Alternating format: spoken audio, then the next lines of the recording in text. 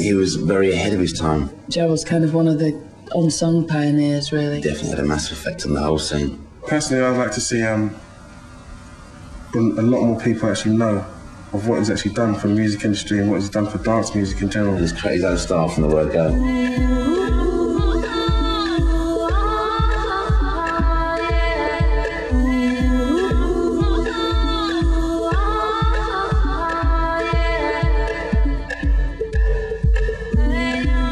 He's brought a sound to this whole scene, which we take for granted now, is in house music and dance music. And it's something that I probably first heard from someone like a guy called Gerald in the form of Voodoo Ray. Voodoo Ray?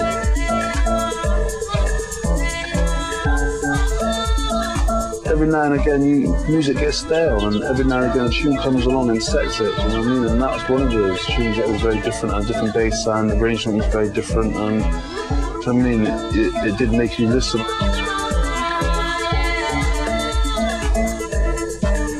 Dance music, it was vital, you know what I mean, for the evolution of it. 89, 90, he was definitely a pioneer in that time.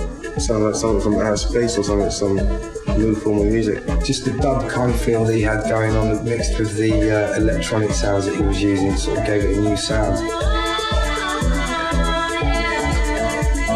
I was working at McDonald's at the time. Basically, it was a hobby.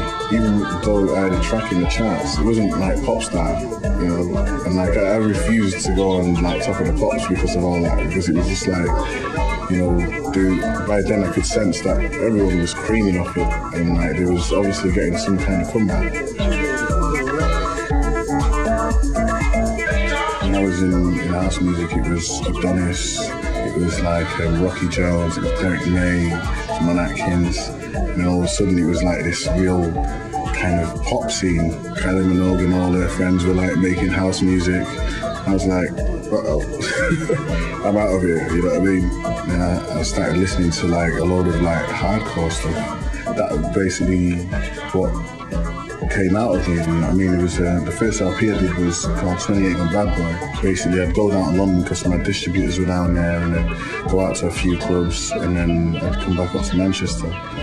They phoned me one day and said like, there's this character called Goldie who keeps on phoning you up, asking for you. So they gave him my number, and like he phoned me up and he was like, oh, you ought to come down here, man. You should see what your tunes are doing to people down here. This is crazy. Then one day he phoned me up and he was like, yo, I'm not some dickhead, you know. So I went down and I hung out with him and Randall.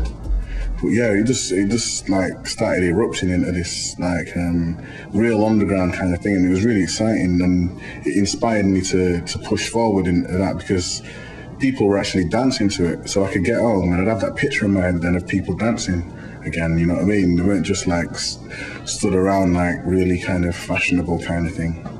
So it was like really, it was like the most energy I'd had for like years. So like everything I did was like kind of focused around like this jungle. People say this drum and bass, the drum and bass superstar is Goldie. Michael Gerald's influenced people like Goldie. Influenced people, you know, Goldie's introduced him to us.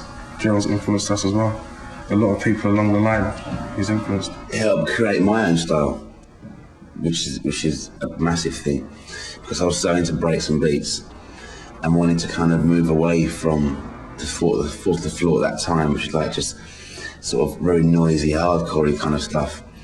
And guys like Gerald and Four Hero and Reinforced and that kind of things, they kind of like helped me move away. It was real. I stole his 303. I still got it. He's not getting it back either. We was at the time mixing like acid riffs with drum and bass and stuff, and 303 is a little bit tricky with working out the sequence and all that. So this module, Roland 303, was the source that was of acid, and you know, he brought it along to the studio and showed us how to use it and showed us how to program it, and letting us into one of those secrets, you know. You can come and try and get it, but it's not going anywhere. It's got a new home, and he's quite happy with his new family. Some people are more sensitive to these mysterious electronic impulses in others. These unfortunate, sensitive people will at times feel a strange, tingling sensation